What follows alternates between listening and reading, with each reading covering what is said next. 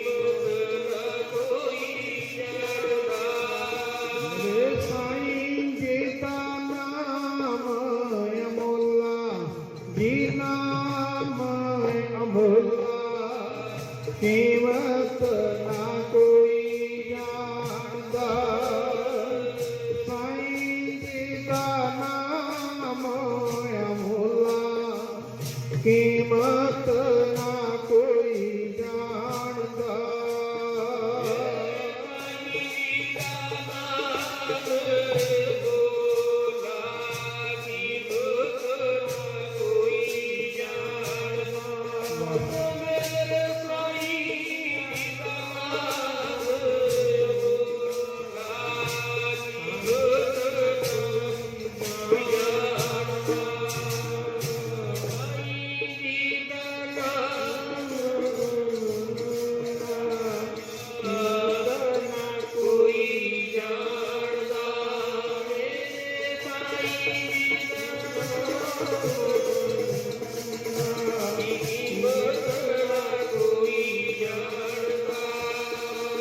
ਸਾਈਂ ਨਾਮ ਅਮੋਲ ਕੀਮਤ ਨਾ ਕੋਈ ਜਾਣਦੇ ਜੰਨਾ ਪਾਰ ਮਥਾ ਹੈ ਨਾਨਕ ਹਰ ਰੰਗ ਮਾਣ ਲੋ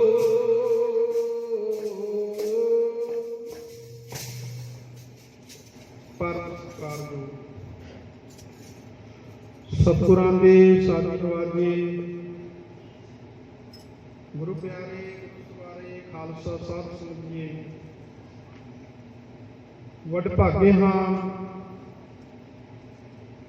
ਸਤ ਸੰਗਤ ਦੇ ਮਹਾਨ ਤੀਰਥ ਤੇ ਪਹੁੰਚੇ ਹਾਂ ਸਤ ਸੰਗਤ ਦੀਆਂ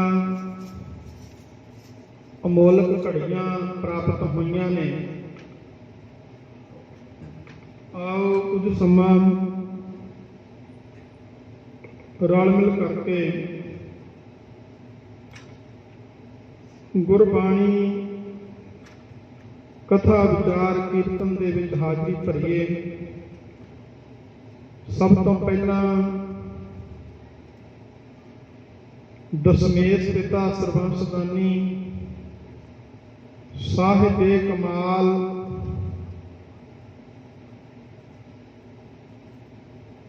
ਸਾਹਿਬ ਸ੍ਰੀ ਗੁਰੂ ਗੋਬਿੰਦ ਸਿੰਘ ਸਾਹਿਬ ਪਾਤਸ਼ਾਹ ਮਹਾਰਾਜ ਜੀ ਦੀ ਬਖਸ਼ਿਆ ਹੋਇਆ ਫਤਿਹ ਦਾ ਨਾਰਾ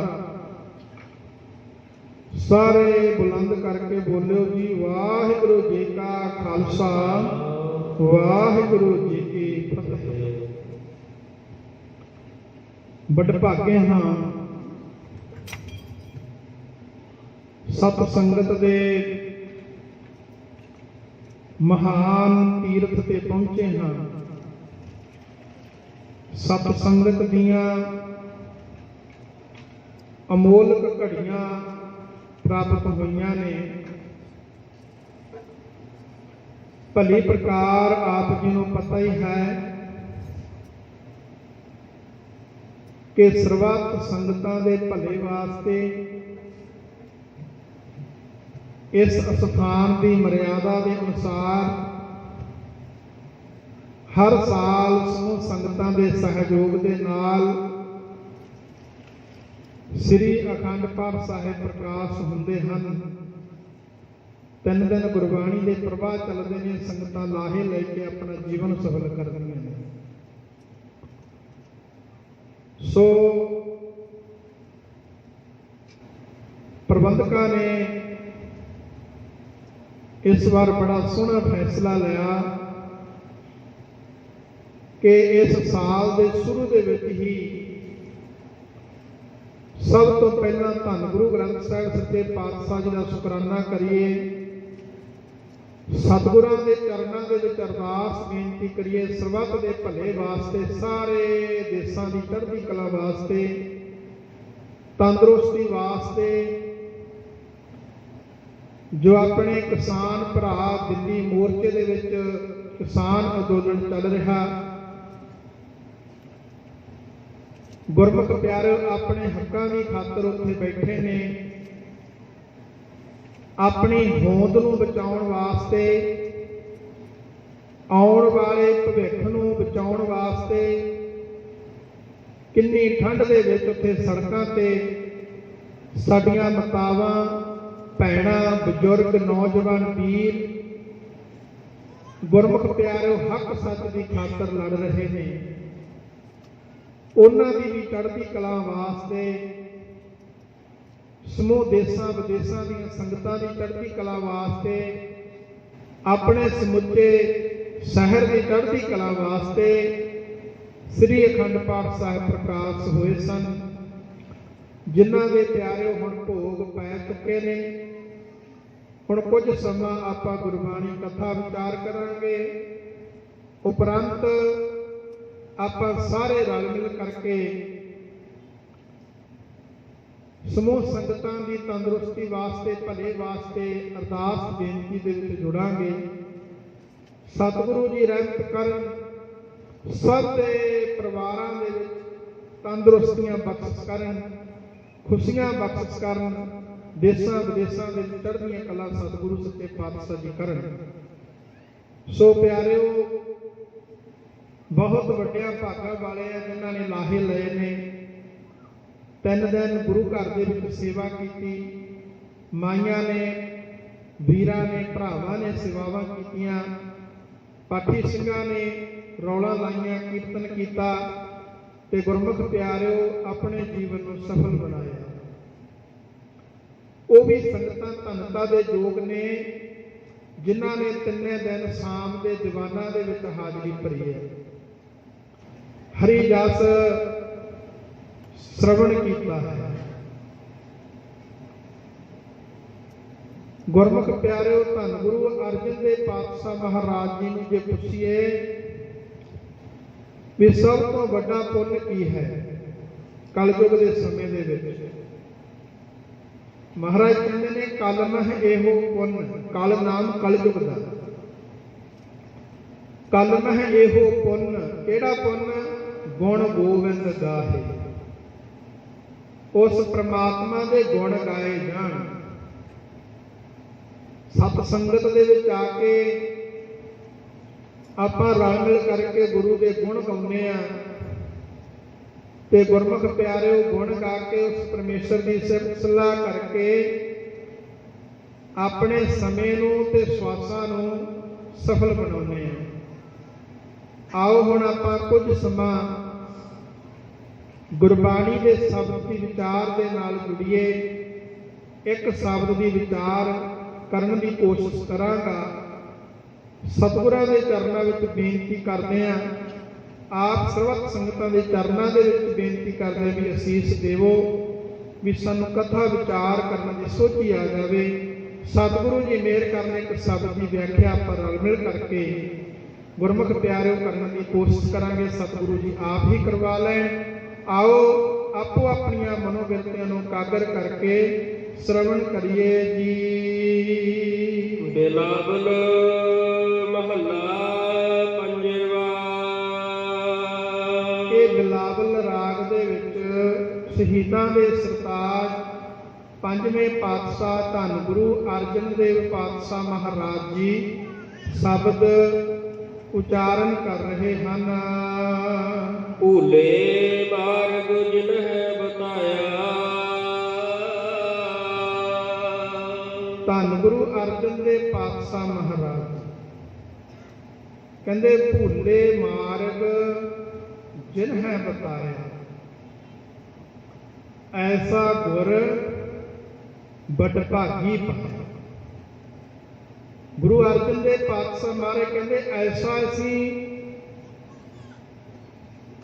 ਗੁਰੂ ਪ੍ਰਾਪਤ ਕੀਤਾ, ਸਾਡੇ ਵੱਡੇ ਭਾਗ ਨੇ। ਵੱਡਿਆਂ ਭਾਗਾਂ ਕਰਕੇ ਗੁਰੂ ਦੀ ਪ੍ਰਾਪਤੀ ਹੋਈ ਤੇ ਉਸ ਗੁਰੂ ਨੇ ਕਿਹੜੀ ਬਖਸ਼ਿਸ਼ ਕੀਤੀ? ਭੁੱਲੇ ਮਾਰਗ ਜਿਨਹਿ ਬਤਾਇਆ। ਸਾਨੂੰ ਭੁੱਲਿਆ ਹੋਇਆਂ ਨੂੰ, ਭਟਕਿਆ ਹੋਇਆਂ ਨੂੰ ਸਹੀ ਮਾਰਗ ਤੇ ਸਹੀ ਰਸਤਾ ਵਿਖਾ ਦਿੱਤਾ। ਧੰਨ ਗੁਰੂ ਅਰਜਨ ਦੇਵ ਪਾਤਸ਼ਾਹ ਮਹਾਰਾਜ ਜੀ ਸਾਨੂੰ ਸਮਝਾਉਂਦੇ ਨੇ ਕਿ ਭਾਈ ਕਲਯੁਗ ਦਾ ਸਮਾਂ ਹੈ। ਅੱਜ ਵੀ ਸਾਨੂੰ ਜੇ ਕੋਈ ਰਸਤਾ ਦਿਖਾ ਸਕਦਾ, ਸਹੀ ਰਸਤਾ, ਸੱਚ ਦਾ ਰਸਤਾ, ਸੱਚ ਮਾਰਗ ਜੇ ਦਿਖਾ ਸਕਦਾ ਤਾਂ ਉਹ ਕੇਵਲ ਤੇ ਕੇਵਲ ਗੁਰੂ ਗ੍ਰੰਥ ਸਾਹਿਬ ਮਹਾਰਾਜ ਜੀ ਹਨ। ਭਾਈ ਗੁਰੂ ਗ੍ਰੰਥ ਸਾਹਿਬ ਸੱਚੇ ਪਾਤਸ਼ਾਹ ਦੇ ਚਰਨਾਂ ਨਾਲ ਜੁੜੀਏ। ਜੇ ਅਸੀਂ ਗੁਰੂ ਗ੍ਰੰਥ ਸਾਹਿਬ ਮਹਾਰਾਜ ਦੇ ਚਰਨਾਂ ਦੇ ਨਾਲ ਜੁੜ ਜਾਵਾਂਗੇ ਤੇ ਗੁਰਮੁਖ ਪਿਆਰੋ ਅਸੀਂ ਵਹਿਮਾਂ ਤੋਂ ਭਰਮਾਂ ਤੋਂ ਸਾਡਾ ਖਹਿੜਾ ਸੁੱਕ ਜਾਵੇਗਾ। ਕਿਉਂਕਿ ਜਦੋਂ ਅਸੀਂ ਬਾਣੀ ਨਾਲ ਜੁੜਾਂਗੇ ਸਾਨੂੰ ਸੱਚ ਦੀ ਸੋਝੀ ਆ ਜਾਵੇਗੀ। ਹੁਣ ਗੁਰੂ ਗ੍ਰੰਥ ਸਾਹਿਬ ਮਹਾਰਾਜ ਜੀ ਕੀ ਕਹਿੰਦੇ ਨੇ? ਗੁਰੂ ਨਾਨਕ ਸਾਹਿਬ ਪਾਤਸ਼ਾਹ ਮਹਾਰਾਜ ਕਹਿੰਦੇ ਸਭਨਾ ਜੀਆਂ ਕਾ, ਪੜ੍ਹਦੇ ਹੋ ਨਾ ਸਾਰੇ ਜਪਜੀ ਸਾਹਿਬ ਦੇ ਵਿੱਚ, ਬੋਲੋ ਸਾਰੇ, ਸਭਨਾ ਜੀਆਂ ਕਾ ਇੱਕ ਦਾਤਾ। ਵੀ ਦਾਤਾ ਇੱਕੋ ਹੀ ਹੈ ਨਾ ਸਾਰਿਆਂ ਜੀਵਾਂ ਦਾ। ਤੇ ਅਸੀਂ ਹੁਣ ਪਤਾ ਨਹੀਂ ਕਿੰਨੇ ਕੁ ਦਾਤੇ ਬਣਾਈ ਬੈਠੇ, ਕਿਹਨੂੰ ਕਿਹਨੂੰ ਦਾਤੇ ਮੰਨੀ ਜਾਂਦੇ। ਇਸ ਕਰਕੇ ਜਦੋਂ ਅਸੀਂ ਗੁਰਬਾਣੀ ਨੂੰ ਪੜ੍ਹਾਂਗੇ, ਉਹਨੂੰ ਸਮਝਣ ਦੀ ਕੋਸ਼ਿਸ਼ ਕਰਾਂਗੇ ਤੇ ਗੁਰਮੁਖ ਪਿਆਰੇ ਜਿਹੜੇ ਅਸੀਂ ਮਾਰਗ ਤੋਂ ਭਟਕੇ ਹੋਏ ਆ, ਸਾਨੂੰ ਗੁਰਬਾਣੀ ਉਸ ਸਹੀ ਮਾਰਗ ਤੇ ਲੈ ਆਵੇਗੀ। ਫਿਰ ਮਹਾਰਾਜ ਜੀ ਕਹਿੰਦੇ ਨੇ ਕਰਨ ਕਾਰਨ ਪ੍ਰਭ ਏਕ ਹੈ ਦੂਸਰ ਨਾਹੀ ਕੋਏ। ਕਹਿੰਦੇ ਭਾਈ ਉਹ ਕਰਨ ਕਾਰਨ ਜਿਹੜਾ ਪਰਮੇਸ਼ਰ ਹੈ ਕੋਈ ਆ, ਹੋਰ ਕੋਈ ਦੂਸਰਾ ਉਹਦੇ ਬਰਾਬਰ ਨਹੀਂ ਹੈ। ਸਰਬੰ ਸਾਚਾ ਏਕ ਹੈ ਦੂਜਾ ਨਾਹੀ ਕੋਏ। ਕਿੰਨੇ ਪ੍ਰਮਾਣ ਨੇ ਗੁਰਬਾਣੀ ਦੇ ਵਿੱਚ। ਹੋਰ ਪ੍ਰਮਾਣ ਲੈ ਲਓ।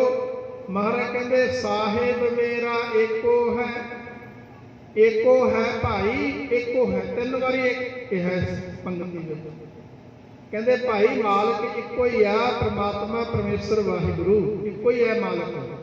ਸਾਹਿਬ ਮੇਰਾ ਏਕੋ ਹੈ, ਏਕੋ ਹੈ ਭਾਈ, ਏਕੋ ਹੈ। 3 ਵਾਰੀ ਇਹਦੇ ਵਿੱਚ ਕਿਹਾ। ਇਸ ਕਰਕੇ ਭਾਈ ਅਸੀਂ ਪਤਾ ਨਹੀਂ ਕਿੰਨੇ ਕੁ ਨੂੰ ਆਪਣਾ ਮਾਲਕ ਬਣਾਈ ਬੈਠੇ ਆ, ਆਪਣੇ ਮਨਾਂ ਦੇ ਵਿੱਚ ਝਾਤੀ ਮਾਰ ਕੇ ਦੇਖੀਏ। ਇਸ ਕਰਕੇ ਇੱਕ ਮਾਲਕ ਦੇ ਨਾਲ ਜੁੜੀਏ, ਉੱਥੋਂ ਹੀ ਸਭ ਕੁਝ ਪ੍ਰਾਪਤ ਹੋ ਜਾਣਾ ਹੈ। ਜਿਹੜਾ ਇੱਕ ਦਾ ਬਣ ਜਾਂਦਾ ਗੁਰਮੁਖ ਪਿਆਰਿਓ, ਉਹਦੇ ਤੇ ਬਖਸ਼ਿਸ਼ਾਂ ਰਹਿਮਤਾਂ ਬੜੀਆਂ ਹੁੰਦੀਆਂ ਨੇ। ਫਿਰ ਗੁਰੂ ਸਾਹਿਬ ਜੀ ਦੀਆਂ ਇਤਿਹਾਸਕ ਪ੍ਰਮਾਣ ਲਈਏ। ਇਤਿਹਾਸਕ ਪ੍ਰਮਾਣ ਹੈ ਵੀ ਭਾਈ ਤੀਰਥਾ ਨਾਮ ਇਤਿਹਾਸ ਦੇ ਵਿੱਚ ਆਉਂਦਾ, ਜੋ ਗੁਰੂ ਅਰਜਨ ਦੇਵ ਪਾਤਸ਼ਾਹ ਮਹਾਰਾਜ ਜੀ ਦਾ ਸਿੱਖ ਬਣਿਆ ਸੀ, ਭਾਈ ਤੀਰਥਾ। ਇਹ ਇਤਿਹਾਸਕਾਰ ਕਈ ਦੱਸਦੇ ਨੇ ਵੀ ਮੰਝ ਕੀ ਪਿੰਡ ਆ ਇਧਰ ਹੁਸ਼ਿਆਰਪੁਰ ਦੇ ਲਾਗੇ, ਉੱਥੋਂ ਦੇ ਰਹਿਣ ਵਾਲਾ ਸੀ ਇਹ।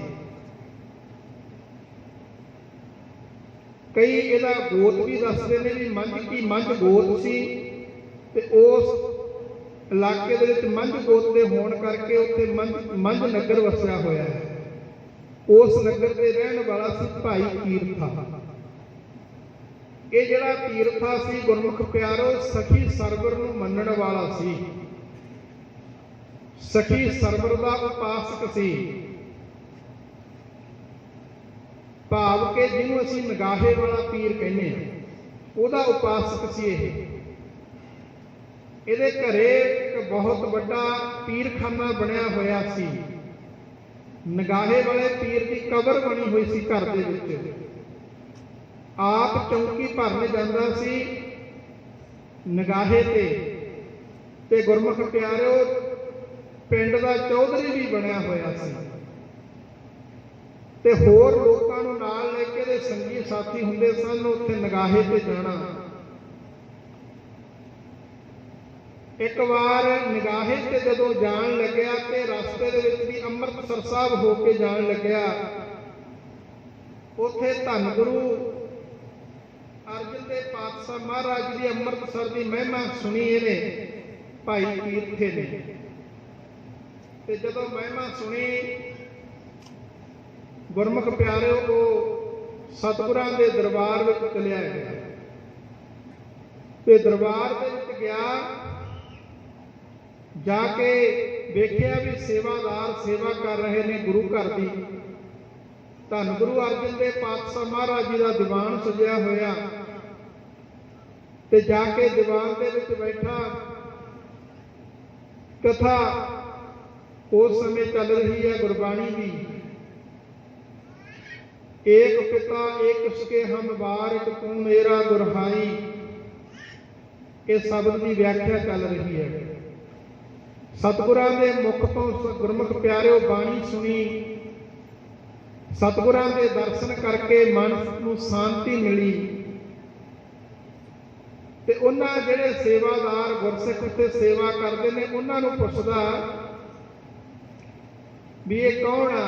ਤੇ ਇਹਨਾਂ ਨੇ ਦੱਸਿਆ ਵੀ ਇਹ ਗੁਰੂ ਨਾਨਕ ਸਾਹਿਬ ਮਹਾਰਾਜ ਜੀ ਦੇ ਪੰਜਵੇਂ ਸਰੂਪ ਧੰਨ ਗੁਰੂ ਅਰਜਨ ਦੇਵ ਜੀ ਨੇ। ਕਹਿਣ ਲੱਗਾ ਵੀ ਤੁਸੀਂ ਕਿਵੇਂ ਰਹਿੰਦੇ ਹੋ ਇੱਥੇ? ਉਹ ਕਹਿਣ ਲੱਗੇ ਅਸੀਂ ਸੇਵਾ ਕਰਦੇ ਹਾਂ, ਇਹਨਾਂ ਦੇ ਸਿੱਖ ਬਣੇ ਹੋਏ ਆ। ਕਹਿਣ ਲੱਗਾ ਵੀ ਮੈਨੂੰ ਵੀ ਸਿੱਖ ਬਣਾ ਲੈਣਗੇ। ਉਹ ਗੁਰੂ ਦੇ ਸਿੱਖ ਕਹਿਣ ਲੱਗੇ ਵੀ ਤੂੰ ਸਤਿਗੁਰਾਂ ਦੇ ਚਰਨਾਂ ਵਿੱਚ ਬੇਨਤੀ ਕਰ, ਅਰਦਾਸ ਕਰ ਤੇ ਸਤਿਗੁਰੂ ਸਿੱਖ ਬਣਾ ਲੈਣਗੇ, ਉਹਨਾਂ ਦੀ ਮੌਜ ਹੈ। ਤੇ ਜਦੋਂ ਸਵੇਰੇ ਦੀਵਾਨ ਲੱਗਿਆ ਤੇ ਦੀਵਾਨ ਸਾਰੀ ਰਾਤ ਉੱਥੇ ਰਿਹਾ ਭਾਈ ਤੀਰਥਾ। ਦੀਵਾਨ ਲੱਗਿਆ ਤੇ ਦੀਵਾਨ ਤੋਂ ਉਪਰੰਤ ਸਾਰੀ ਰਾਤ ਉੱਥੇ ਦੇਖਦਾ ਰਿਹਾ, ਸੇਵਾਦਾਰਾਂ ਦੀ ਸੇਵਾ ਕਰਦਾ, ਆਪ ਵੀ ਸੇਵਾ ਕਰਦਾ। ਤੇ ਜਦੋਂ ਅੰਮ੍ਰਿਤ ਵੇਲੇ ਆਸਾ ਜੀ ਦੀ ਵਾਰ ਦਾ ਫਿਰ ਕੀਰਤਨ ਸੁਣਿਆ ਤੇ ਗੁਰਮੁਖ ਪਿਆਰਿਓ ਜਦੋਂ ਕੀਰਤਨ ਸੁਣਿਆ ਮਨ ਹੋਰ ਭਰੋਸਾ ਵੱਧ ਗਿਆ ਸਤਿਗੁਰਾਂ ਦੇ ਉੱਪਰ ਵੀ ਮੈਂ ਕਿੱਥੇ ਤੁਰਿਆ ਫਿਰਦਾ, ਆਪਣਾ ਧਰਮ ਛੱਡ ਕੇ ਨਾ ਮੈਂ ਹਿੰਦੂ ਰਿਹਾ ਨਾ ਮੁਸਲਮਾਨ ਰਿਹਾ, ਮੈਂ ਆਪਣਾ ਧਰਮ ਛੱਡ ਕੇ ਕਿਹੜੇ ਰਸਤੇ ਪੈ ਗਿਆ। ਤੇ ਗੁਰਮੁਖ ਪਿਆਰਿਓ ਫਿਰ ਜਦੋਂ ਦੀਵਾਨ ਦੀ ਸਮਾਪਤੀ ਹੋਈ, ਸਤਿਗੁਰੂ ਗੁਰੂ ਅਰਜਨ ਸਾਹਿਬ ਮਹਾਰਾਜ ਖੁੱਲੇ ਦੀਵਾਨ ਦੇ ਵਿੱਚ ਬੈਠੇ ਤੇ ਉਸ ਸਮੇਂ ਗੁਰੂ ਸਾਹਿਬ ਸਾਰੀ ਸੰਗਤ ਦੇ ਨਾਲ ਵਾਰਤਾ ਕਰਦੇ ਨੇ। ਮਹਾਰਾਜ ਪੁੱਛਦੇ ਨੇ, ਹਾਂ ਭਾਈ ਕਿੱਥੋਂ ਆਇਆ, ਕਿਵੇਂ ਆਇਆ, ਕੀ ਕੰਮ ਕਰਦਾ? ਭਾਈ ਤੀਰਥਾ ਕਹਿਣ ਲੱਗਿਆ, ਮਹਾਰਾਜ ਮੇਰਾ ਨਾਮ ਤੀਰਥਾ ਹੈ, ਮੈਂ ਨਗਾਹੇ ਤੇ ਜਾ ਰਿਹਾ ਸੀ, ਸਖੀ ਸਰਵਰ ਦਾ ਉਪਾਸਕ ਹਾਂ। ਮਹਾਰਾਜ ਆਪ ਜੀ ਦੀ ਮਹਿਮਾ ਸੁਣੀ ਤੇ ਮੈਂ ਦਰਬਾਰ ਦੇ ਵਿੱਚ ਆਇਆ, ਸੇਵਾ ਕੀ ਕਰਕੇ ਮਨ ਖੁਸ਼ ਹੋ ਗਿਆ, ਮਨ ਨੂੰ ਸ਼ਾਂਤੀ ਮਿਲ ਗਈ ਹੈ। ਮਹਾਰਾਜ ਮੈਨੂੰ ਸਿੱਖ ਬਣਾ ਲਓ। ਤੇ ਉਸ ਸਮੇਂ ਭਾਈ ਮੰਝ ਗੁਰਮੁਖ ਪਿਆਰਿਓ ਭਾਈ ਤੀਰਥਾ ਧੰਨ ਗੁਰੂ ਅਰਜਨ ਦੇਵ ਪਾਤਸ਼ਾਹ ਮਹਾਰਾਜ ਦੇ ਚਰਨਾਂ ਵਿੱਚ ਇਸ ਤਰ੍ਹਾਂ ਬੇਨਤੀਆਂ ਕਰ ਰਿਹਾ ਹੈ।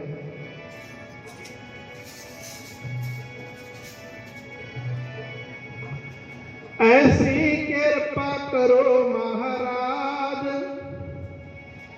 ਸਿੱਖ ਬਣਾ ਲੋ ਆਪਣਾ ਜੀ। ਐਸੀ ਕਿਰਪਾ ਕਰੋ ਮਹਾਰਾਜ, ਸਿੱਖ ਬਣਾ ਲੋ ਆਪਣਾ ਜੀ। ਐਸੀ ਕਿਰਪਾ ਕਰੋ ਮਹਾਰਾਜ, ਸਿੱਖ ਬਣਾ ਲੋ ਆਪਣਾ ਜੀ। ਐਸੀ ਕਿਰਪਾ ਕਰੋ ਮਹਾਰਾਜ, ਸਿੱਖ ਬਣਾ ਲੋ ਆਪਣਾ ਜੀ। ਐਸੀ ਕਿਰਪਾ ਕਰੋ ਮਹਾਰਾਜ, ਸਿੱਖ ਬਣਾ ਲੋ ਆਪਣਾ ਜੀ। ਐਸੀ ਕਿਰਪਾ ਕਰੋ ਮਹਾਰਾਜ, ਸਿੱਖ ਬਣਾ ਲੋ ਆਪਣਾ ਜੀ।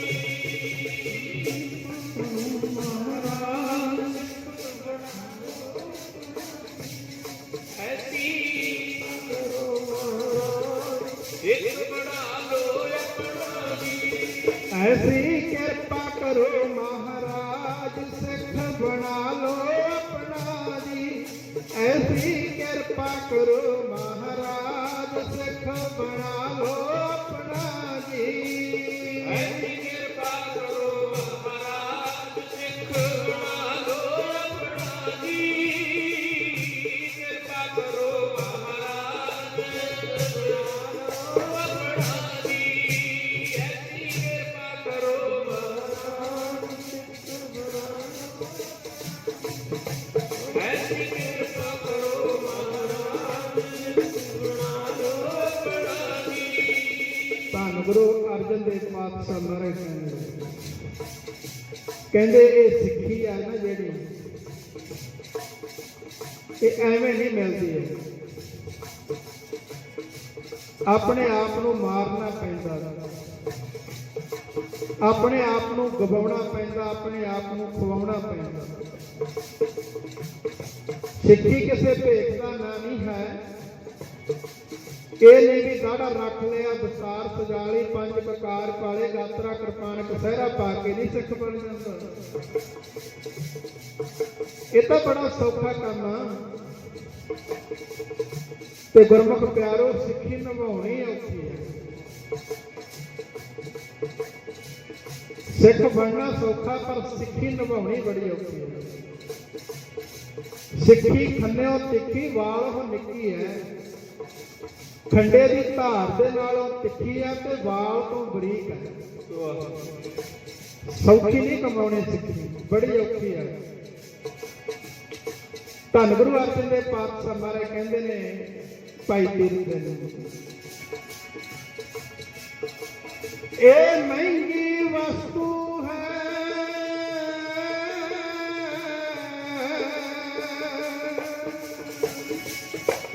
ਇਹ ਮਹਿੰਗੀ ਵਸਤੂ ਹੈ, ਜਿਉਂਦੇ ਬੰਦਿਆਂ ਦੇ ਵਿੱਚ ਰਹਿੰਦੀ। ਇਹ ਮਹਿੰਗੀ ਵਸਤੂ ਹੈ, ਜਿਉਂਦੇ ਬੰਦਿਆਂ ਦੇ ਵਿੱਚ ਰਹਿੰਦੀ।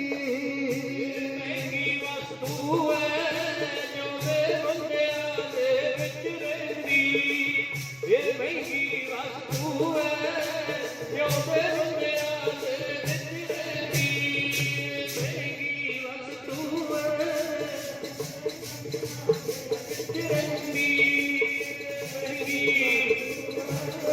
ਜਿਉਂਦੇ ਬੰਦਿਆਂ ਦੇ ਵਿੱਚ ਰਹਿੰਦੀ। ਇਹ ਵਾਟ ਅਵਲੜੀ ਹੈ, ਮਿਲਦੀ ਆਪਣਾ ਆਪ ਮਿਟਾ ਕੇ।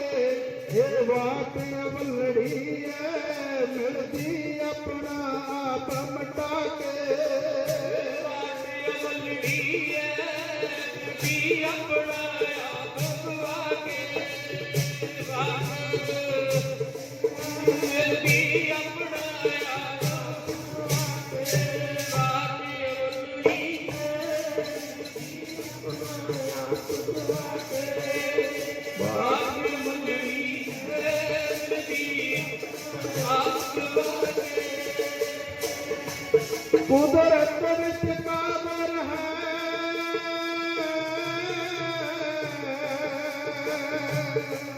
ਕੁਦਰਤ ਵਿੱਚ ਕਾਦਰ ਹੈ, ਦਸਤਾ ਮਾਨਣ ਮੁਨਾਰੇ ਕਾਕੇ। ਕੁਦਰਤ ਵਿੱਚ ਕਾਦਰ ਹੈ, ਦਸਤਾ ਮਾਨਣ ਮੁਨਾਰੇ ਕਾਕੇ। ਕਾਦਰ ਹੈ, ਮੁਨਾਰੇ ਕਾਕੇ। ਕੁਦਰਤ ਵਿੱਚ ਕਾਦਰ ਹੈ, ਮੁਨਾਰੇ ਕਾਕੇ। ਦਸਤਾ ਮਾਨਣ ਮੁਨਾਰੇ ਕਾਕੇ। ਕੁਦਰਤ ਵਿੱਚ ਕਾਦਰ ਹੈ,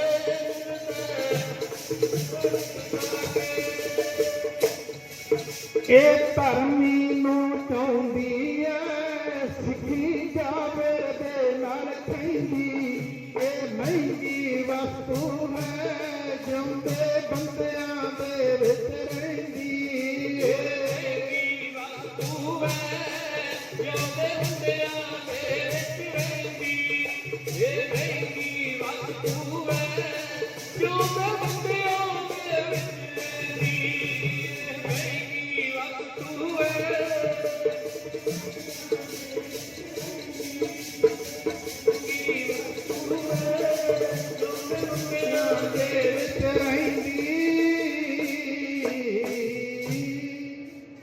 ਧੰਨ ਗੁਰੂ ਅਰਜਨ ਦੇਵ ਪਾਤਸ਼ਾਹ ਮਹਾਰਾਜ ਕਹਿਣ ਲੱਗੇ, ਤੀਰਥਿਆ ਇਹ ਮਹਿੰਗੀ ਵਸਤੂ ਹੈ।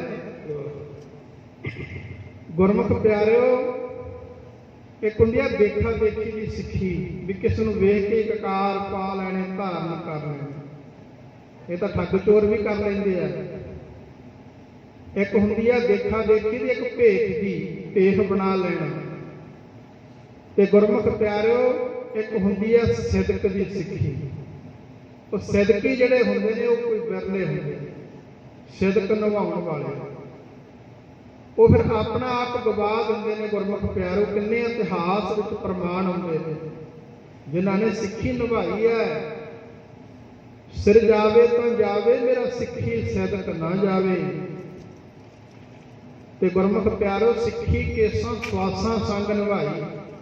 ਜਿਨ੍ਹਾਂ ਨੇ ਨਿਭਾਈ ਆ ਨਾ, ਉਹਨਾਂ ਨੂੰ ਰੋਜ਼ ਯਾਦ ਕਰਦੇ ਆ। ਆਪਾਂ ਅਰਦਾਸ ਦੇ ਵਿੱਚ 2 ਟਾਈਮ ਗੁਰੂ ਘਰ ਜਿਨ੍ਹਾਂ ਸਿੰਘਾਂ ਸਿੰਘਣੀਆਂ ਨੇ ਧਰਮ ਹੇਤ ਸੀਸ ਦਿੱਤੇ, ਬੰਦ ਬੰਦ ਕਟਾਏ, ਖੋਪਰੀਆਂ ਲਹਾਈਆਂ, ਚਰਖੜੀਆਂ ਤੇ ਚੜੇ, ਆਰਿਆਂ ਨਾਲ ਤਨ ਚਰਾਏ, ਗੁਰਦੁਆਰਿਆਂ ਦੀ ਸੇਵਾ ਲਈ ਕੁਰਬਾਨੀਆਂ ਕੀਤੀਆਂ, ਧਰਮ ਨਹੀਂ ਹਾਰਿਆ, ਸਿੱਖੀ ਕੇਸਾਂ ਸਵਾਸਾਂ ਸੰਗ ਨਿਭਾਈ। ਉਹਨਾਂ ਨੂੰ ਯਾਦ ਕੀਤਾ ਜਾਂਦਾ ਅਰਦਾਸ ਦੇ ਵਿੱਚ, ਜਿਨ੍ਹਾਂ ਨੇ ਸਿੱਖੀ ਨਿਭਾਈ। ਧੰਨ ਗੁਰੂ ਅਰਜਨ ਦੇਵ ਪਾਤਸ਼ਾਹ ਮਹਾਰਾਜ ਕਹਿਣ ਲੱਗੇ, ਭਾਈ ਤੀਰਥਿਆ ਵੇਖ ਲਾ ਸਿੱਖੀ ਕਮਾਉਣੀ ਬੜੀ ਔਖੀ ਆ। ਕਹਿਣ ਲੱਗਾ ਮਹਾਰਾਜ ਸਿੱਖੀ ਦੀ ਦਾਤ ਬਖਸ਼ ਦਿਓ। ਮਹਾਰਾਜ ਕਹਿੰਦੇ ਪਹਿਲਾਂ ਕਿਸ ਦਾ ਉਪਾਸਕਾਂ? ਕਹਿਣ ਲੱਗਾ ਮਹਾਰਾਜ ਸਿੱਖੀ ਸਰਵਰ ਦਾ। ਮਹਾਰਾਜ ਨਿਗਾਹੇ ਵਾਲੇ ਪੀਰ ਨੂੰ ਮੰਨਦਾ। ਮਹਾਰਾਜ ਕਹਿੰਦੇ ਫਿਰ ਸਿੱਖੀ ਦੇ ਉੱਤੇ ਸਿੱਖੀ ਨਹੀਂ ਟਿਕਦੀ। ਇੱਕ ਮਿਆਨ ਤੇ 2 ਤਲਵਾਰਾਂ ਨਹੀਂ ਪੈਂਦੀਆਂ। ਸਿੱਖੀ ਤੇ ਸਿੱਖੀ ਥੋੜੀ ਟਿਕੂ। ਤੂੰ ਤਾਂ ਸਰਵਰੀਏ ਦਾ ਸਿੱਖ ਬਣਿਆ ਫਿਰਨਾ। ਗੁਰੂ ਅਰਜਨ ਦੇਵ ਪਾਤਸ਼ਾਹ ਮਹਾਰਾਜ ਕਹਿਣ ਲੱਗੇ ਜਾ ਪਹਿਲਾਂ ਜਾ ਕੇ ਸਰਵਰੀਏ ਨੂੰ ਕੱਢ ਕਰੂੰ। ਤੇ ਗੁਰਮੁਖ ਪਿਆਰਿਓ ਫਿਰ ਉਸ ਸਮੇਂ ਗੁਰੂ ਸਾਹਿਬ ਜੀ ਨੇ ਉਹਨੂੰ ਸਮਝਾਇਆ। ਇਹ ਨਹੀਂ ਵੀ ਸਿੱਧਾ ਹੀ ਠਾ ਸੋਟਾ ਮਾਰ ਦਿੱਤਾ। ਉਹਨੂੰ ਗੁਰਬਾਣੀ ਦੇ ਪ੍ਰਮਾਣ ਦੇ ਕੇ ਸਮਝਾਇਆ ਵੀ ਭਾਈ ਪੱਥਰਾਂ ਨੂੰ ਪੂਜੀਦਾ ਨਹੀਂ ਹੁੰਦਾ, ਕਬਰਾਂ ਨੂੰ, ਸਮਾਧਾਂ ਨੂੰ, ਮਟੀਆਂ ਨੂੰ ਪੂਜੀਦਾ ਨਹੀਂ ਹੁੰਦਾ।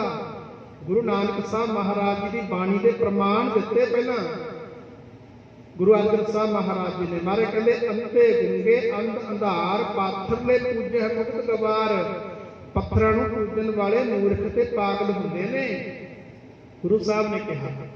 ਫਿਰ ਮਹਾਰਾਜ ਕਹਿੰਦੇ ਦੁਬਦਾ ਨਾ ਕਰੋ ਹਰ ਬਿਨ ਹੋਰ ਨਾ ਪੂਜੋ, ਮੜਾ ਮਸਾਨ ਨਾ ਜਾਈ।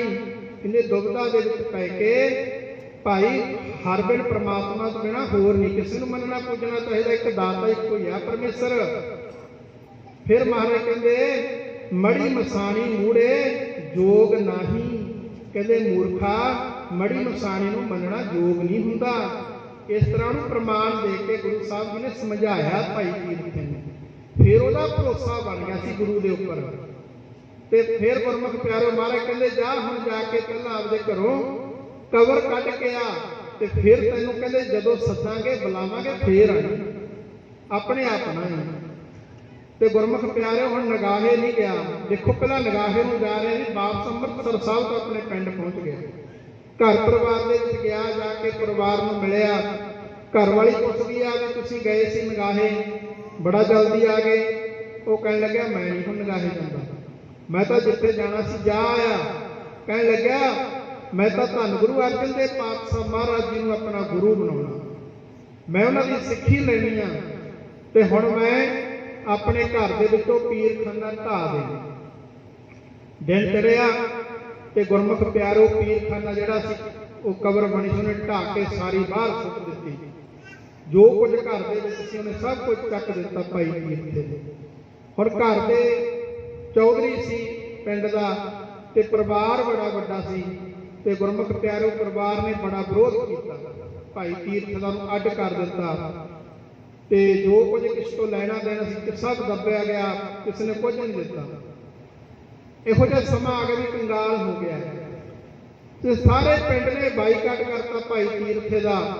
ਤੇ ਗੁਰਮੁਖ ਪਿਆਰਿਓ ਬਾਈਕਾਟ ਕਰਕੇ ਉਹਨੂੰ ਪਿੰਡ ਦੇ ਵਿੱਚੋਂ ਹੀ ਬਾਹਰ ਕੱਢ ਦਿੱਤਾ। ਬਾਹਰ ਰਹਿੰਦਾ ਕਿਸੇ ਇੱਕ ਜਗ੍ਹਾ ਤੇ ਝੌਂਪੜੀ ਬਣਾ ਲਈ ਹੈ, ਸੰਨ ਪਾ ਕੇ ਉੱਥੇ ਰਹਿੰਦਾ। ਇੱਕ ਉਹਦੀ ਘਰ ਵਾਲੀ ਹੈ, ਇੱਕ ਲੜਕੀ ਆ ਉਹਦੀ। ਕੁਝ ਸਮੇਂ ਬਾਅਦ ਗੁਰੂ ਨਾਨਕ ਸਾਹਿਬ ਵਾਹਿਗੁਰੂ ਧੰਨ ਗੁਰੂ ਅਰਜਨ ਦੇਵ ਪਾਤਸ਼ਾਹ ਨੇ ਇੱਕ ਸਿੱਖ ਨੂੰ ਭੇਜਿਆ, ਇੱਕ ਪੱਤਰਕਾਰ ਨੂੰ ਲੈ ਕੇ।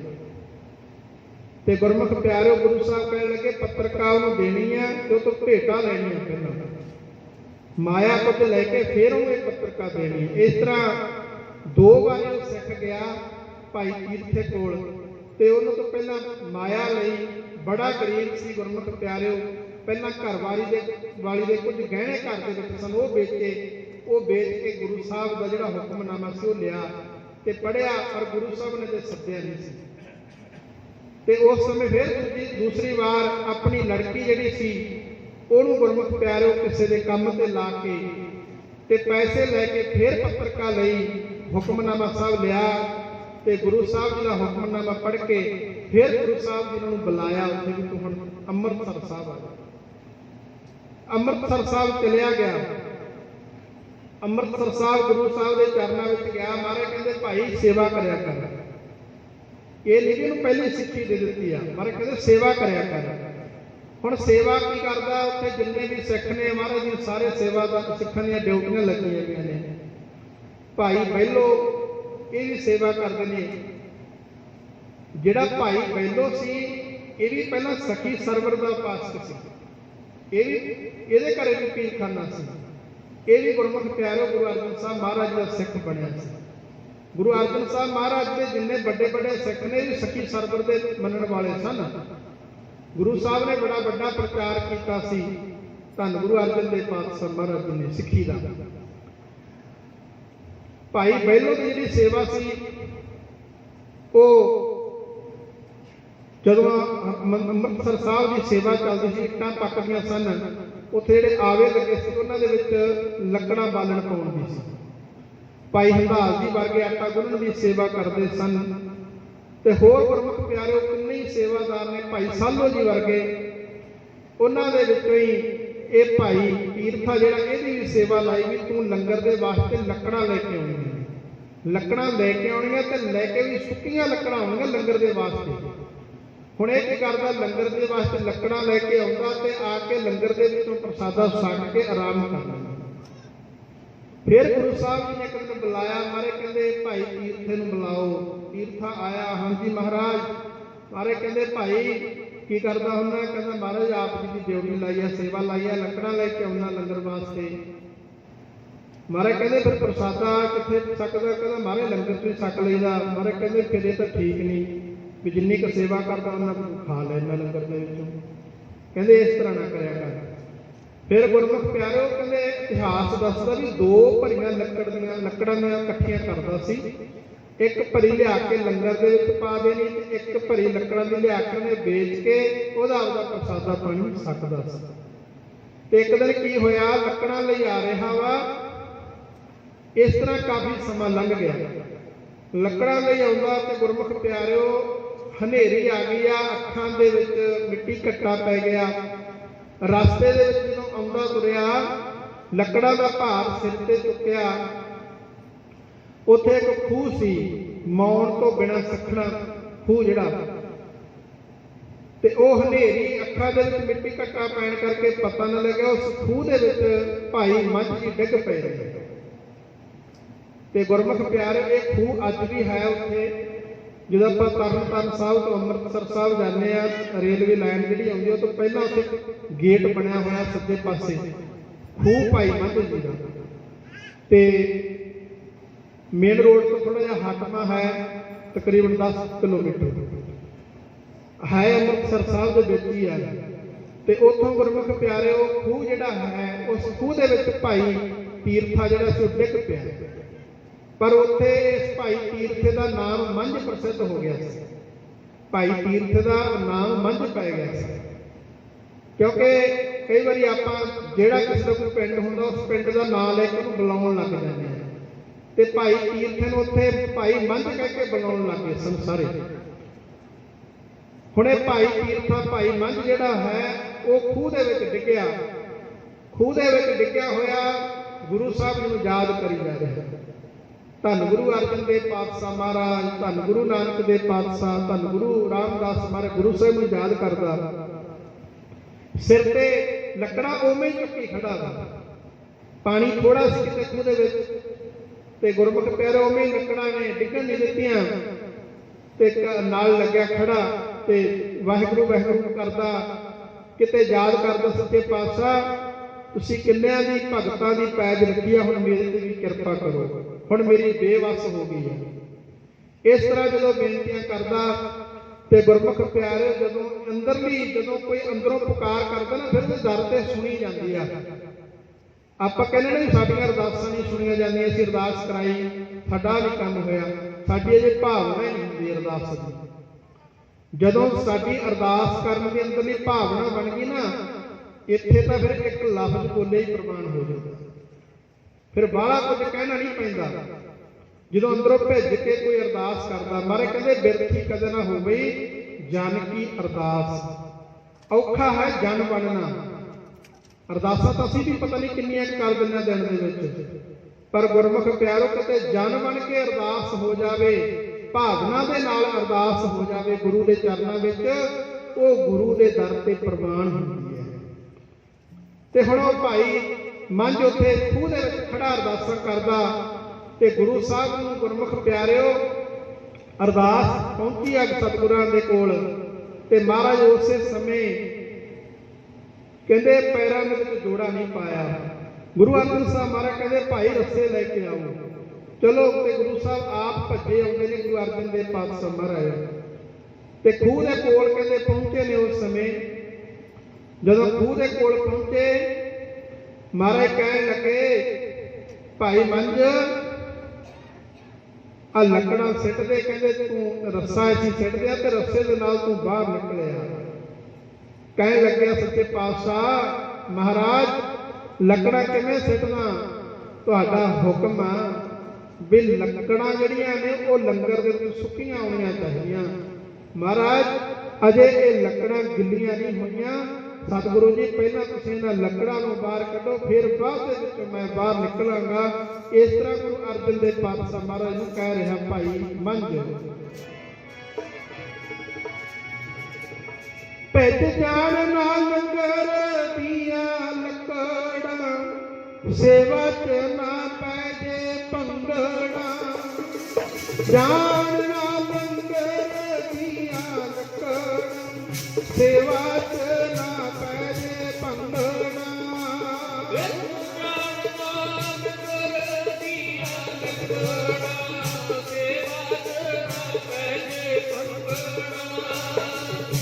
ਜਾਣ ਨਾਲ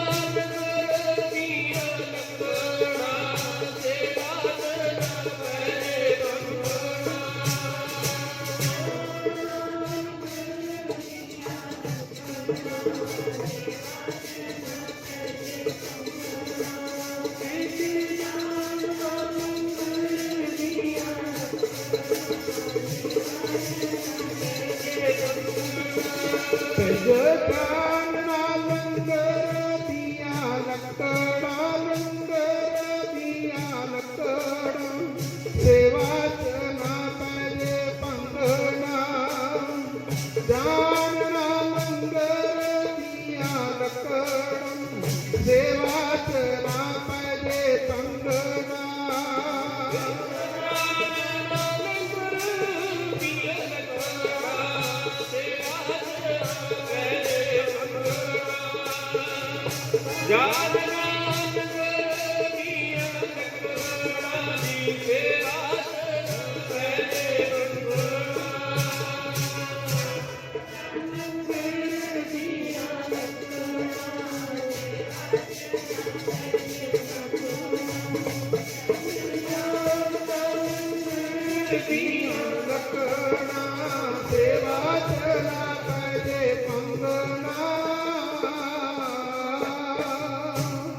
ਕਹਿਣ ਲੱਗਿਆ ਮਹਾਰਾਜ ਲੰਗਰ ਵਾਸਤੇ ਲੱਕੜਾਂ ਆਪ ਜੀ ਦਾ ਹੁਕਮ ਹੈ, ਆਗਿਆ ਸਮ ਨਹੀਂ ਜੀ ਸਾਹਿਬ ਸੇਵਾ। ਤੇ ਕਹਿੰਦੇ ਅਜੇ ਲੱਕੜਾਂ ਸੁੱਕੀਆਂ, ਮਹਾਰਾਜ ਲੱਕੜਾਂ ਕੱਢੋ। ਤੇ ਗੁਰੂ ਸਾਹਿਬ ਨੇ ਪਹਿਲਾਂ ਲੱਕੜਾਂ ਬਾਹਰ ਕੱਢੀਆਂ, ਤੇ ਫਿਰ ਭਾਈ ਮੰਝ ਨੂੰ, ਭਾਈ ਤੀਰਥੇ ਨੂੰ ਗੁਰਮੁਖ ਪਿਆਰਿਓ ਖੂਹ ਦੇ ਵਿੱਚੋਂ ਬਾਹਰ ਕੱਢਿਆ। ਤੇ ਜਦੋਂ ਬਾਹਰ ਕੱਢਿਆ, ਧੰਨ ਗੁਰੂ ਅਰਜਨ ਦੇਵ ਪਾਤਸ਼ਾਹ ਮਹਾਰਾਜ ਨੇ ਘੁੱਟ ਕੇ ਛਾਤੀ ਦੇ ਨਾਲ ਲਾਇਆ। ਗੁਰੂ ਅਰਜਨ ਸਾਹਿਬ ਮਹਾਰਾਜ ਕਹਿੰਦੇ ਉਸ ਸਮੇਂ ਗੁਰਮੁਖ ਪਿਆਰੇ ਫਿਰ ਬਚਨ ਕੀਤੇ ਸਨ, ਮੰਝ ਪਿਆਰਾ ਗੁਰੂ ਨੂੰ, ਗੁਰੂ ਮੰਝ ਪਿਆਰਾ, ਮੰਝ ਗੁਰੂ ਕਾ ਬੂਹੇ ਥਾ, ਜਗ ਲੰਘਣ ਹਾਰਾ। ਸੇਵਾ ਨੂੰ ਦੇਖ ਕੇ ਗੁਰੂ ਅਰਜਨ ਦੇਵ ਪਾਤਸ਼ਾਹ ਮਹਾਰਾਜ ਨੇ ਸਿੱਖੀ ਬਖਸ਼ਿਸ਼ ਕੀਤੀ। ਮਹਾਰਾਜ ਕਹਿਣ ਲੱਗੇ ਮੰਗ ਕੀ ਮੰਗਦਾ, ਹੁਣ ਦੱਸ ਕੀ ਇੱਛਾ। ਮਹਾਰਾਜ ਨੂੰ ਕਹਿਣ ਲੱਗਿਆ ਸੱਚੇ ਪਾਤਸ਼ਾਹ ਬਸ ਇੱਕੋ ਹੀ ਹੁਣ ਬੇਨਤੀ ਆ ਮੇਰੀ, ਵੀ ਸਮਾਂ ਕਲਯੁਗ ਦਾ ਇੰਨੀ ਪਰਖ ਕਿਸੇ ਹੋਰ ਸਿੱਖ ਦੀ ਨਾ ਕਰੇ। ਇਸ ਸਮੇਂ ਦੇ ਵਿੱਚ ਕਿਸੇ ਨੇ ਇੰਨੀ ਕਸਵੱਟੀ ਕਿਸੇ ਤੇ ਲਾ ਕੇ ਨਾ ਦੇਖਿਓ। ਤੇ ਗੁਰਮੁਖ ਪਿਆਰਿਓ ਜਿਨ੍ਹਾਂ ਤੇ ਕਸਵੱਟੀ ਲੱਗਦੀ ਆ ਉਹ ਬਿਰਲੇ ਹੁੰਦੇ ਨੇ, ਮਰਜੀਵੜੇ ਹੁੰਦੇ ਨੇ, ਜਿਹੜੇ ਪਾਸ ਹੁੰਦੇ ਨੇ। ਜਦੋਂ ਲੱਗਦੀ ਕਸੌਟੀ ਤੇਰੇ ਨਾਮ ਦੀ, ਪਾਸ ਹੁੰਦੇ ਮਰਜੀਵੜੇ, ਉਹ ਬਿਰਲੇ ਹੁੰਦੇ ਨੇ ਜਿਹੜੇ ਪਾਸ ਹੁੰਦੇ ਨੇ। ਤੇ ਸਤਿਗੁਰੂ ਗੁਰੂ ਅਰਜਨ ਦੇਵ ਮਹਾਰਾਜ ਚਰਨਾਂ ਵਿੱਚ ਕਹਿਣ ਲੱਗਾ, ਸੱਚੇ ਪਾਤਸ਼ਾਹ ਇੰਨੀ ਕਸੌਟੀ ਇੰਨੀ ਪਰਖ ਨਾ ਕਿਸੇ ਦੀ ਲਿਓ, ਕਲਯੁਗ ਦਾ ਸਮਾਂ ਕਿਸੇ ਨੇ ਪਾਸ ਨਹੀਂ ਹੋਣਾ। ਸਤਿਗੁਰੂ ਜੀ ਬਸ ਇਹੀ ਬੇਨਤੀ ਆ। ਧੰਨ ਗੁਰੂ ਅਰਜਨ ਦੇਵ ਪਾਤਸ਼ਾਹ ਮਹਾਰਾਜ ਜੀ ਨੇ ਫਿਰ ਉਹਨੂੰ ਪ੍ਰਚਾਰਕ ਥਾਪਿਆ ਤੇ ਗੁਰਮੁਖ ਪਿਆਰੇ ਹੁਸ਼ਿਆਰਪੁਰ ਦੇ ਇਲਾਕੇ ਦੇ ਵਿੱਚ ਭਾਈ ਮੰਝ ਜੀ ਨੂੰ ਪ੍ਰਚਾਰਕ ਥਾਪਿਆ, ਸਿੱਖੀ ਦਾ ਪ੍ਰਚਾਰ ਕੀਤਾ। ਤੇ ਜਦੋਂ ਸਿੱਖੀ ਬਖਸ਼ੀ, ਸਤਿਗੁਰੂ ਸੱਚੇ ਪਾਤਸ਼ਾਹ ਮਹਾਰਾਜ ਦੀ ਕਿਰਪਾ ਇੰਨੀ ਹੋ ਗਈ, ਸਭ ਕਾਰੋਬਾਰ ਵੀ ਚੱਲ ਪਏ ਨੇ, ਧਨ ਦੌਲਤ ਗੁਰਮੁਖ ਪਿਆਰੋ ਘਰ ਦੇ ਵਿੱਚ ਆਉਣ ਲੱਗ ਗਿਆ। ਉਹ ਵੀ ਜਿਹੜੇ ਰਿਸ਼ਤੇਦਾਰ ਛੱਡ ਕੇ ਚਲੇ ਗਏ ਸੀ ਉਹ ਵੀ ਆਉਣ ਲੱਗ ਗਏ। ਤੇ ਗੁਰਮੁਖ ਪਿਆਰਿਓ ਫਿਰ ਗਹਿਣੇ ਵੀ ਜਿਹੜੇ ਘਰਵਾਲੀ ਦੇ ਵਿੱਚ ਸੀ ਉਹ ਵੀ ਘਰ ਦੇ ਵਿੱਚ ਵਾਪਸ ਆ ਗਏ। ਆਪਣੀ ਧੀ ਨੂੰ ਜਿਨ੍ਹਾਂ ਦੇ ਘਰ ਦੇ ਵਿੱਚ ਕੰਮ ਕਰਨ ਵਾਸਤੇ ਲਾਇਆ ਸੀ ਉਹ ਵੀ ਪਰਿਵਾਰ ਇਕੱਠਾ ਹੋ ਗਿਆ। ਤੇ ਸਤਿਗੁਰੂ ਸੱਚੇ ਪਾਤਸ਼ਾਹ ਜੀ ਦੀ ਧੰਨ ਗੁਰੂ ਅਰਜਨ ਦੇਵ ਪਾਤਸ਼ਾਹ ਮਹਾਰਾਜ ਦੀ ਰਹਿਮਤ ਬਖਸ਼ਿਸ਼ ਹੋ ਗਈ। ਤੇ ਬਖਸ਼ਿਸ਼ ਕਿਵੇਂ ਹੋਈ ਦੇਖੋ, ਕਿਹੜੇ ਰਸਤੇ ਤੇ ਪਿਆ ਹੋਇਆ ਸੀ ਤੇ ਗੁਰੂ ਸਾਹਿਬ ਜੀ ਨੇ ਰਸਤਾ ਬਦਲ ਦਿੱਤਾ। ਇਹ ਸਤਿਗੁਰੂ ਜੀ ਇਸ ਤਰ੍ਹਾਂ ਬਖਸ਼ਿਸ਼ ਕਰਦੇ ਨੇ, ਭੁੱਲੇ ਮਾਰਗ ਜਿਨ ਹੈ ਬਤਾਇਆ, ਐਸਾ ਗੁਰ ਬੜ ਭਾਗੀ ਪਾਇਆ। ਇਹ ਪੰਗਤੀ ਆਪਾਂ ਸ਼ੁਰੂ ਕੀਤੀ ਸੀ ਵੀ ਗੁਰੂ ਇਸ ਤਰ੍ਹਾਂ ਭਾਈ ਰਸਤਾ ਬਦਲ ਦਿੰਦਾ। ਉਹ ਸਾਨੂੰ ਅੱਜ ਵੀ ਭੁੱਲਿਆ ਹੋਇਆਂ ਨੂੰ, ਭਟਕਿਆ ਹੋਇਆਂ ਨੂੰ ਗੁਰਮੁਖ ਪਿਆਰਿਓ ਸਹੀ ਮਾਰਗ ਸੱਚ ਦੇ ਰਸਤੇ ਤੇ ਪਾ ਦਿੰਦਾ ਹੈ। ਸਿਮਰ ਮਨਾ ਰਾਮ ਨਾਮ ਤਤਾਰੇ, ਸਿਮਰ ਮਨਾ, ਹੇ ਮੇਰੇ ਮਨ ਉਸ ਵਾਹਿਗੁਰੂ ਪ੍ਰਮਾਤਮਾ ਦੇ ਰਾਮ ਦੇ ਨਾਮ ਨੂੰ ਆਪਣੇ ਚਿੱਤ ਦੇ ਵਿੱਚ ਹਰ ਵੇਲੇ ਯਾਦ ਕਰਨਾ ਕਰ। ਉਸ ਵਾਹਿਗੁਰੂ ਦਾ ਸਿਮਰਨ ਤਨ ਕਰਕੇ ਮਨ ਕਰਕੇ ਬਚਨਾਂ ਦੁਆਰਾ ਕਰਨਾ ਕਰ। ਬਸ ਰਹੇ ਹਿਰਦੈ ਗੁਰ ਚਰਨ ਪਿਆਰੇ, ਗੁਰੂ ਦੇ ਚਰਨ ਫਿਰ ਉਹ ਇਹਦੇ ਹਿਰਦੇ ਦੇ ਵਿੱਚ ਗੁਰੂ ਦੇ ਸਿੱਖ ਦੇ ਬਸ ਜਾਂਦੇ ਨੇ। ਇੱਥੇ ਇੱਕ ਗੱਲ ਯਾਦ ਰੱਖੋ ਵੀ ਕਿਹੜੇ ਚਰਨਾਂ ਦੀ ਗੱਲ ਕੀਤੀ ਹੈ। ਗੁਰੂ ਦੇ ਚਰਨ ਕਿਹੜੇ ਨੇ? ਗੁਰੂ ਦਾ ਨਾਮ, ਗੁਰੂ ਦਾ ਸ਼ਬਦ, ਚਿੱਤ ਚਰਨ ਨਾਮ, ਪਰਮੇਸ਼ਰ ਦਾ ਨਾਮ ਗੁਰੂ ਦੇ ਚਰਨ ਨੇ। ਹਿਰਦਾ ਚਰਨ ਸ਼ਬਦ ਸਤਿਗੁਰ ਕੋ, ਨਾਨਕ ਬਾਂਧਿਓ ਪਾਰ। ਗੁਰਮੁਖ ਪਿਆਰੋ ਕੋਈ ਹੱਡ ਮਾਸ ਦੇ ਚਰਨਾਂ ਦੀ ਗੱਲ ਨਹੀਂ ਕੀਤੀ। ਅਸੀਂ ਕਿਸੇ ਦੇ ਚਰਨਾਂ ਦਾ ਧਿਆਨ ਨਹੀਂ ਰੱਖਣਾ, ਸਾਨੂੰ ਗੁਰੂ ਗ੍ਰੰਥ ਸਾਹਿਬ ਮਹਾਰਾਜ ਦੇ ਚਰਨਾਂ ਦਾ ਧਿਆਨ ਰੱਖਣਾ। ਕਿਵੇਂ ਧਿਆਨ ਰੱਖਣਾ? ਗੁਰੂ ਦੇ ਇੱਕ ਇੱਕ ਸ਼ਬਦ ਨੂੰ ਆਪਣੇ ਧਿਆਨ ਦੇ ਵਿੱਚ ਰੱਖਣਾ। ਜੇ ਅਸੀਂ ਗੁਰੂ ਦਾ ਇੱਕ ਇੱਕ ਸ਼ਬਦ ਆਪਣੇ ਧਿਆਨ ਦੇ ਵਿੱਚ ਰੱਖਣ ਲੱਗ ਗਏ, ਸਮਝੋ ਅਸੀਂ ਗੁਰੂ ਦੇ ਚਰਨ ਆਪਣੇ ਹਿਰਦੇ ਦੇ ਵਿੱਚ ਵਸਾ ਲਏ। ਇਸ ਤਰ੍ਹਾਂ ਕਰਕੇ ਭਾਈ ਗੁਰੂ ਦੇ ਸ਼ਬਦ ਨੂੰ, ਗੁਰੂ ਦੇ ਗਿਆਨ ਨੂੰ ਆਪਣੇ ਹਿਰਦੇ ਦੇ ਵਿੱਚ ਧਾਰਨ ਕਰਨਾ ਕਰੋ। ਸਲਾਮ ਦੇ ਕੇ ਮਹਾਰਾਜ ਉਚਾਰਨ ਕਰਦੇ ਹਨ। ਕਾਮ ਕ੍ਰੋਧ ਲੋਭ ਮੋਹਿ ਮਨ ਲੀਨਾ, ਫਿਰ ਕਾਮ ਕ੍ਰੋਧ ਲੋਭ ਮੋਹ ਵਿਕਾਰ ਜਿਹੜੇ ਨੇ ਇਹਨਾਂ ਦੇ ਵਿੱਚ ਮਨ ਸਾਡਾ ਲੀਨਾ ਦਾ ਅਰਥ ਹੁੰਦਾ ਭਿੱਜਿਆ ਪਿਆ ਹੈ। ਬੰਧਨ ਕਾਟ ਮੁਕਤ ਗੁਰ ਕੀਨਾ, ਜਦੋਂ ਅਸੀਂ ਸੱਚੇ ਗੁਰੂ ਦੇ ਮਾਰਗ ਤੇ ਚੱਲਦੇ ਆ ਨਾ, ਗੁਰਬਾਣੀ ਦੇ ਨਾਲ ਜੁੜ ਜਾਂਦੇ ਆ, ਬੰਧਨ ਕਾਟ ਇਹਨਾਂ ਤੋਂ ਸਾਡਾ ਛੁਟਕਾਰਾ ਹੋ ਜਾਂਦਾ। ਇਹ ਜਿਹੜੇ ਕਾਮ ਕ੍ਰੋਧ ਲੋਭ ਮੋਹ ਹੰਕਾਰ ਰੂਪੀ ਬੰਧਨ ਨੇ ਇਹ ਟੁੱਟ ਜਾਂਦੇ ਨੇ ਗੁਰੂ ਦੀ ਸੰਗਤ ਕਰਕੇ, ਸੇਵਾ ਕਰਕੇ। ਦੁੱਖ ਸੁਖ ਕਰਤ ਜਨਮ ਫੁਨ ਮੂਆ, ਗੁਰਮੁਖ ਪਿਆਰੋ ਦੁੱਖ ਸੁਖ ਕਰਤ ਜਨਮ ਫੁਨ ਮੂਆ, ਇਹ ਜਿਹੜੇ ਦੁੱਖ ਜੰਮਣ ਮਰਨ ਦੇ ਦੁੱਖ ਨੇ ਇਹ ਫਿਰ ਸਾਰੇ ਕੱਟੇ ਜਾਂਦੇ ਹਨ। ਚਰਨ ਕਮਲ ਗੁਰ ਆਸ਼ਰਮ ਦੀਆ, ਤੇ ਗੁਰੂ ਦੇ ਚਰਨ ਫਿਰ ਆ ਕੇ ਸਾਡੇ ਅੰਦਰ ਆਸ਼ਰਮ ਟਿਕਾ ਕਰ ਲੈਂਦੇ ਹਨ। ਅਗਨ ਸਾਗਰ ਬੂਢਤ ਸੰਸਾਰਾ, ਵਿਕਾਰਾਂ ਦੀ ਜਿਹੜੀ ਅੱਗ ਆ ਨਾ, ਅਗਨ ਸਾਗਰ, ਬੂਢਤ ਦਾ ਮਤਲਬ ਡੁੱਬਣ ਵਾਲਾ, ਬੂਢਤ ਸੰਸਾਰ ਆ ਸੰਸਾਰ ਰੂਪੀ ਸਮੁੰਦਰ ਦੇ ਵਿੱਚ ਇੱਥੇ ਤ੍ਰਿਸ਼ਨਾ ਦੀ ਅੱਗ ਆ, ਕਾਮ ਕ੍ਰੋਧ ਲੋਭ ਮੋਹ ਹੰਕਾਰ ਰੂਪੀ ਅੱਗ ਆ, ਈਰਖਾ ਦੀ ਅੱਗ ਆ, ਰਾਗ ਦਵੇਸ਼ ਦੀ ਅੱਗ ਆ। ਤੇ ਇਸ ਅੱਗ ਦੇ ਵਿੱਚੋਂ ਸਤਿਗੁਰੂ ਜੀ ਫਿਰ ਆਪ ਹੀ ਮੁਕਤ ਕਰਦੇ ਨੇ, ਬਚਾ ਲੈਂਦੇ ਹਨ ਜੀ। ਨਾਨਕ ਬਾਹਾ ਪਕੜ ਸਤਿਗੁਰ ਨਿਸਤਾਰਾ, ਫਿਰ ਸਤਿਗੁਰੂ ਜੀ ਦਾ ਜਿਹੜਾ ਸਿੱਖ ਬਣ ਜਾਂਦਾ, ਉਸ ਸਿੱਖ ਦੀ ਬਾਹ ਫੜ ਕੇ ਸਤਿਗੁਰੂ ਜੀ ਆਪ ਕੱਢ ਦਿੰਦੇ ਨੇ ਇਸ ਸੰਸਾਰ ਰੂਪੀ ਸਮੁੰਦਰ ਤੋਂ, ਪਾਰ ਉਤਾਰਾ ਉਹਨਾਂ ਦਾ ਕਰ ਦਿੰਦੇ ਨੇ। ਸੋ ਇਸ ਸ਼ਬਦ ਦੀ ਆਪਾਂ ਵਿਆਖਿਆ ਵਿਚਾਰ ਕੀਤੀ ਆ ਤੇ ਇਸ ਸ਼ਬਦ ਦੇ ਮੁਤਾਬਕ ਆਪਾਂ ਸਾਖੀ ਪੜ੍ਹੀ ਆ। ਸੋ ਇੱਕ ਨਹੀਂ ਅਨੇਕਾਂ ਪ੍ਰਕਾਰ ਦੀਆਂ ਭੁੱਲਾਂ ਹੋ ਜਾਂਦੀਆਂ ਨੇ, ਅਣਜਾਣ ਹੋ ਕੇ ਸਮਝ ਕੇ ਮਾਫ ਕਰਨਾ। ਸਾਰੀਆਂ ਸੰਗਤਾਂ ਦਾ ਬਹੁਤ ਬਹੁਤ ਧੰਨਵਾਦ ਜਿਨ੍ਹਾਂ ਨੇ ਗੁਰੂ ਦਰਬਾਰ ਦੀਆਂ ਹਾਜ਼ਰੀਆਂ ਭਰੀਆਂ ਨੇ, ਸੇਵਾ ਸਿਮਰਨ ਕਰਕੇ ਆਪਣਾ ਜੀਵਨ ਸਫਲ ਬਣਾਇਆ। ਆਪਾਂ ਹੁਣ ਸਤਿਗੁਰਾਂ महापुरुषों के चरणों में अरदास बेनती करने एक छोटी जी धारणा पढ़ के फिर आप आनंद साहब जी का पाठ करके समाप्ति करनी।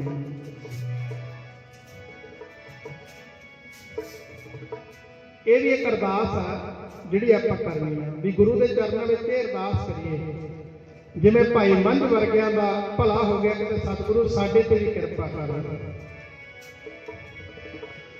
बख्शो मेरे सतगुर जी सेवा ते सिमरन मैनू, बख्शो मेरे सतगुर जी सेवा ते सिमरन मैनू, बख्शो मेरे सतगुर जी सेवा ते सिमरन मैनू, वाहिगुरू बख्शो मेरे सतगुर जी सेवा ते सिमरन मैनू,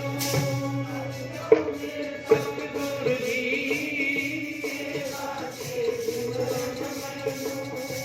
बख्शो मेरे सतगुर जी सेवा ते बख्शो मेरे सतगुर जी सेवा ते सिमरन मैनू, बख्शो मेरे सतगुर जी सेवा ते सिमरन मैनू, बख्शो मेरे सतगुर जी सेवा ते सिमरन मैनू, बख्शो मेरे सतगुर जी सेवा ते सिमरन मैनू, बख्शो मेरे सतगुर जी बख्शो मेरे सतगुर जी सेवा ते सिमरन मैनू, सेवा ते सिमरन मैनू, सेवा ते सिमरन मैनू, सेवा ते सिमरन मैनू,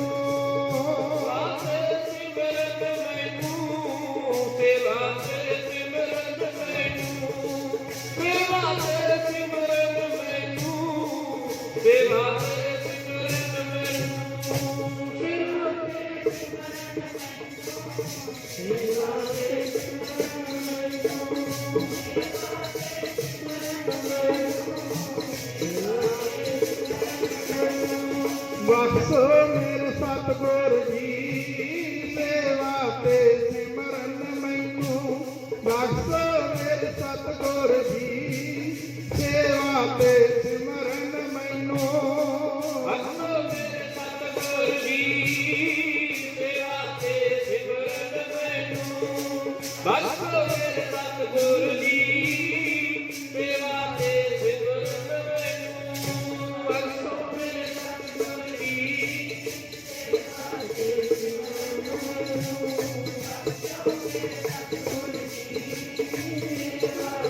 सिमरन मैनू। वाहिगुरू साहिब जी राम कली महला तीजा आनंद एक ओंकार सतगुर प्रसाद। आनंद पया मेरी माए सतगुर। वाहिगुरू जी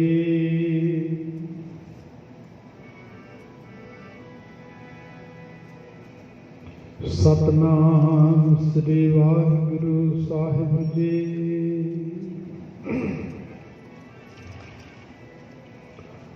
एक ओंकार